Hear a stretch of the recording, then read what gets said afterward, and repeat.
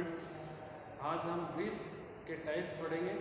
ये इंश्योरेंस में risk management का जो हेडिंग है उससे संबंधित टॉपिक है। तो देखिए, बिजनेस ऑर्गेनाइजेशन में किस किस प्रकार की जो रिस्क है वो देखी जाती है।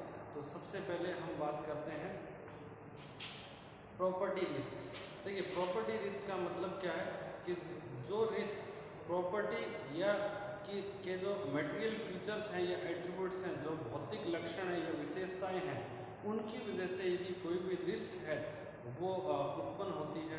या रिस्क का मतलब क्या है कि पॉसिबिलिटी ऑफ लॉस, यानी कोई भी लॉस की संभावना उत्पन्न होती है तो उसको हम प्रॉपर्टी रिस्क कहते हैं। ये क्या है? प्रॉपर्टी की विशेषताओं के कारण। एग्जाम्पल देखिए, जैसे हम फायर इंश्योरेंस में बात करें तो जो प्रॉपर्टी है वहाँ पर जो इलेक्ट्रिसिटी फिटिंग है उसको सही तरीके से नहीं किया गया, तो इसमें क्या है, शॉर्ट सर्किट की हमेशा गुंजाइश रहती है, तो उसकी वजह से आग लग सकती है।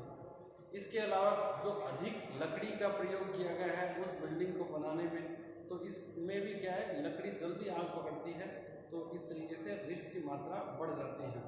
हम मरीन इंश्योरेंस समुद्री बीमा की बात करें, जहाज पुराना है तो समुद्र में डूब सकता है, पानी में, तो इस प्रकार से ये क्या है कि जो इंश्योरेंस का सब्जेक्ट मैटर है, बीमा की विषय वस्तु है, उससे जुड़े हुए जो एट्रीब्यूट्स है, उसकी जो विशेषताएं हैं, उनके कारण यदि कोई लॉस की संभावनाएं बढ़ जाती है तो उसको हम कहते हैं प्रॉपर्टी रिस्क। ठीक है। नेक्स्ट है लायबिलिटी रिस्क। ये लायबिलिटी रिस्क एक तरीके से फ्यूचर में आपकी कोई लायबिलिटी अराइज हो जाती है। एग्जांपल हम देख सकते हैं कि आप गाड़ी ड्राइव कर रहे हैं और अनजाने में आपने किसी गाड़ी का एक्सीडेंट कर दिया। ठीक है, आपने किसी गाड़ी को टक्कर मार दी। अब देखिए, आपको उसे कंपनसेशन देना पड़ेगा। तो ये जो रिस्क है इसको हम क्या कहते हैं? लायबिलिटी रिस्क, यानी फ्यूचर में कोई लायबिलिटी अराइज हो सकती है और इसी को लायबिलिटी रिस्क के नाम से जाना जाता है। नेक्स्ट है पर्सनल रिस्क। पर्सनल रिस्क जब कोई व्यक्ति अपने एज के कारण, ज़्यादा एज हो गई, ठीक है, व्यक्ति की मृत्यु हो जाती है, हार्ट अटैक की वजह से व्यक्ति की मृत्यु हो जाती है। इसके अलावा एक्सीडेंट हो गया, ठीक है, उसकी वजह से उसकी डेथ हो जाती है, तो या कोई ऑपरेशन सर्जरी हो रही है, उस दौरान उसकी मृत्यु हो जाती है, तो इस प्रकार की जो जोखिम है उसको हम कहते हैं पर्सनल रिस्क। जब व्यक्ति की जो मृत्यु किसी कारण से, चाहे उसमें एज का फैक्टर हो, चाहे एक्सीडेंट का फैक्टर हो, चाहे वो नेचुरल रीज़न है, ठीक है, तो वो क्या है, एक पर्सनल रिस्क। नेक्स्ट है फिजिकल रिस्क। जब इंश्योरेंस के सब्जेक्ट मैटर या जो बीमा की विषय वस्तु है या कोई प्रॉपर्टी है, एसेट्स है, उसको फिजिकल एक तरीके से भौतिक कारण है, जैसे फ्लड हो गया, उसके अलावा जो सुनामी हो गई, या फिर उसमें भूकंप, अर्थक्वेक है, तो इनकी वजह से यदि कोई भी जोखिम बढ़ता है तो उसको हम कहते हैं फिजिकल रिस्क। नेक्स्ट है सोशल रिस्क।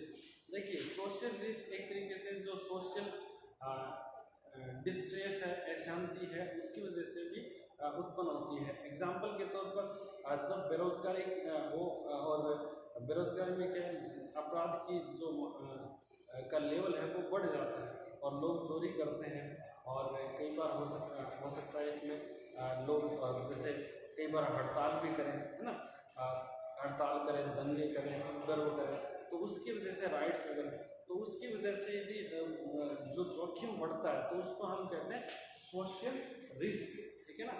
सोसाइटी में जो पीपल या जो लोग रहते हैं उनमें कोई भी एक तरीके से जो चोरी की भावना पनपती है गरीबी के कारण, या लोग एक दूसरे के साथ झगड़ा करते हैं, हड़ताल करते हैं, तो इस वजह से ये सोशल रिस्क है वो उत्पन्न हो सकती है। नेक्स्ट है इकोनॉमिक रिस्क। जो इकोनॉमिक चेंजेस होते हैं जिससे आपकी अर्निंग प्रभावित हो सकती है, तो उनकी वजह से यदि कोई भी जोखिम बढ़ता है तो उसको कहते हैं इकोनॉमिक रिस्क। एग्जाम्पल के तौर पर यदि प्रोडक्शन मैकेनिज्म में परिवर्तन होता है, उत्पादन की प्रक्रिया में परिवर्तन है और उसकी वजह से जोखिम बढ़ सकती है। टेक्नोलॉजी में परिवर्तन हुआ तो जोखिम बढ़ सकती है। कोई गवर्नमेंट ने नया टैक्स लगाया तो आप पर जो इकोनॉमिक जो रिस्क है वो बढ़ सकती है। सरकार ने कोई लीगल कंप्लाइंसेस है आपके जैसे जो एनुअल रिटर्न फाइल करते हैं बिजनेस में, तो उसके संबंध में ये और कठोर नियम बना दिए हैं, तो भी आर्थिक जो जोखिम है वो बढ़ सकती है। तो इस प्रकार से आपकी अर्निंग प्रभावित होती हो और जो इकोनॉमिक चेंजेस की वजह से जो रिस्क पैदा होती है, जो लॉस की संभावना बनती है, पॉसिबिलिटी ऑफ लॉस, उसी को हम कहते हैं इकोनॉमिक रिस्क। नेक्स्ट है स्टैटिक वर्सेस डायनामिक रिस्क, यानी जो स्टैटिक का मतलब क्या है, एक तरीके से स्थायी है, ठीक है। स्थायी जोखिम क्या है, एक प्रकार से सिस्टमेटिक जोखिम है जिनको आप टाल नहीं सकते, ठीक है ना। आप क्या कर सकते हैं, ये हमेशा होगी। एग्जाम्पल के तौर पर जैसे आप कभी भी जो बाढ़ है या सुनामी है, भूकंप है, इस तरीके की चीज़ों को टाल नहीं सकते, ठीक है ना। तो ये क्या है, स्टैटिक जो रिस्क है, दूसरे स्थायी, ठीक है। दूसरी तरफ क्या है, डायनेमिक। डायनेमिक रिस्क क्या है, इसमें चेंज, जैसे कि प्रोडक्शन टेक्निक में चेंज हो गया और सेलिंग टेक्निक में चेंज हो गया, एडवर्टाइजिंग जो मेथड में चेंज हो गया, तो इस प्रकार के रिस्क है, इनको क्या है, डायनेमिक इन नेचर, ठीक है ना, इसमें बदलाव आता रहता है, ठीक। नेक्स्ट है fundamental versus particular risk. Fundamental का मतलब क्या है, जनरल रिस्क, ठीक है ना, जो पब्लिक एट लार्ज को प्रभावित करती है, प्रत्येक व्यक्ति को। जैसे पेट्रोल और डीजल की प्राइस में यदि बढ़ोतरी होती है तो प्रत्येक व्यक्ति प्रभावित होता है। उसी प्रकार क्या है, यदि टैक्स गवर्नमेंट लगाती है, ठीक है ना, तो प्रत्येक व्यक्ति को टैक्स पे करना है। और इसमें केवल डायरेक्ट टैक्स की मैं बात नहीं कर रहा, इनडायरेक्ट टैक्स यदि इम्पोज करती है सरकार, तो प्रत्येक व्यक्ति को उसे पे करना पड़ता है, उसकी वजह से उसके खर्चे बढ़ जाते हैं, ठीक। तो ये क्या है, फंडामेंटल रिस्क उसको कहते हैं जो प्रत्येक व्यक्ति को प्रभावित करती है, पूरे नेशन को प्रभावित करती है। कोई भी लॉ बना है प्रत्येक सिटीजन के लिए, तो वो भी क्या है, एक तरीके से सबको प्रभावित करेगा, ठीक है।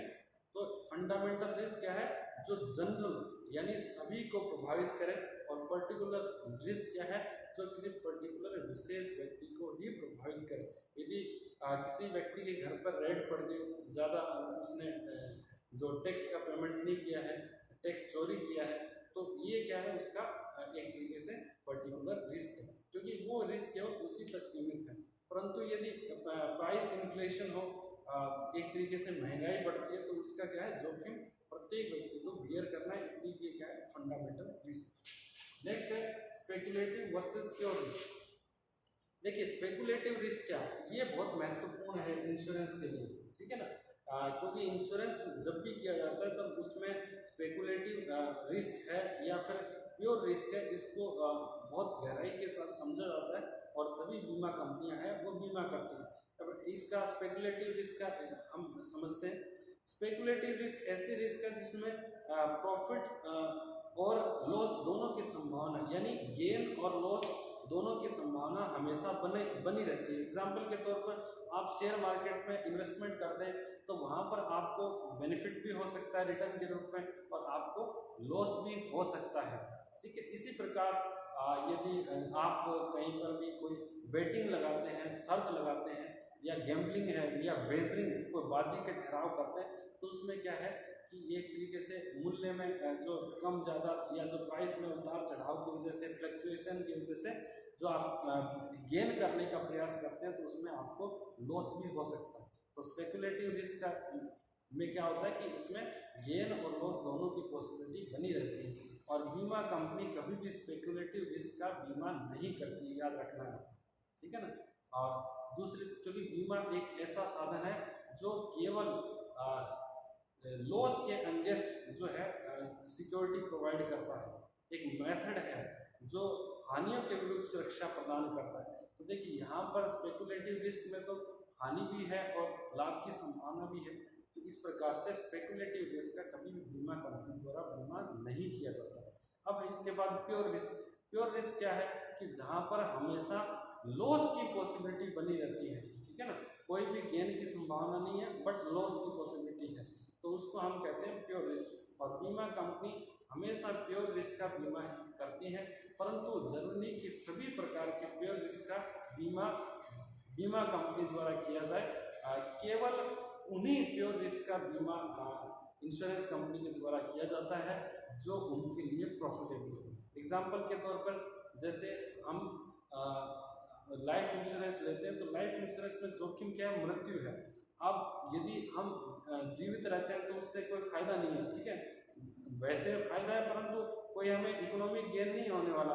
परंतु यदि मर जाते हैं तो क्या है कि उसमें लॉस है, ठीक है ना। जीते हैं तो अच्छी बात है, बट यदि मृत्यु हो जाती है तो उससे क्या है, जो फैमिली है, जो डिपेंडेंट है उस व्यक्ति पर, उनको दूसरे व्यक्तियों पर निर्भर रहना पड़ सकता है, उनको आर्थिक समस्याएं हैं वो फेस करनी पड़ सकती है। इस प्रकार ये क्या है, एक प्रकार से प्योर रिस्क है, ठीक है ना। फायर इंश्योरेंस में देखिए आग लग गई तो नुकसान है, लॉस हो गया, नहीं लगी तो उसमें कोई फायदे वाली बात नहीं है, ठीक है ना। क्योंकि अब आग लग गई है तो वो लॉस हो गया तो बीमा कंपनी उसमें कंपनसेशन प्रोवाइड करती है। तो प्योर जो रिस्क है उसमें हमेशा लॉस की पॉसिबिलिटी रहती है, गेन की पॉसिबिलिटी नहीं है, और एक्चुअल में केवल प्योर रिस्क का ही बीमा किया जाता है। और मैं आपको बता रहा था कि सभी प्योर रिस्क का बीमा इंश्योरेंस कंपनी द्वारा नहीं किया जाता। एग्जाम्पल के तौर पर 20 साल का व्यक्ति बीमा कराए, 30 साल के व्यक्ति बीमा कराए तो बीमा कंपनी आसानी से कर देती है लाइफ इंश्योरेंस करवाए। परंतु यदि 60 साल के ऊपर 70 साल का 80 साल का व्यक्ति है और वो यदि लाइफ इंश्योरेंस खरीदे तो बीमा कंपनी उसका इंश्योरेंस नहीं करती, ठीक है ना। क्योंकि उसमें क्या है, जोखिम की मात्रा या रिस्क की जो अमाउंट है वो बढ़ जाती है, और ये एक तरीके से अनप्रॉफिटेबल बिजनेस है बीमा कंपनी के लिए। तो इस प्रकार से बीमा कंपनी है केवल प्रॉफिटेबल प्योर रिस्क का ही बीमा करती है। ओके, नेक्स्ट है इंश्योरेबल एंड अनइंश्योरेबल रिस्क। तो इंश्योरेबल रिस्क का मतलब क्या है कि ऐसी रिस्क जिनका बीमा किया जा सके उनको कहते हैं इंश्योरेबल रिस्क। और इंश्योरेबल रिस्क में आपको ध्यान रखना है कि केवल प्योर रिस्क का बीमा किया जा सकता है। इसके अलावा जो रिस्क जो मेजरेबल हो उसका बीमा किया जा सकता है, यानी हम रिस्क को मेजर कर सकें। यदि जैसे अमाउंट में मेजर कर सकें, रुपीज़ में मेजर कर सकें कि कितने का नुकसान हो सकता है, अधिकतम 10 लाख का, 5 लाख का, 20 लाख का, ठीक है ना।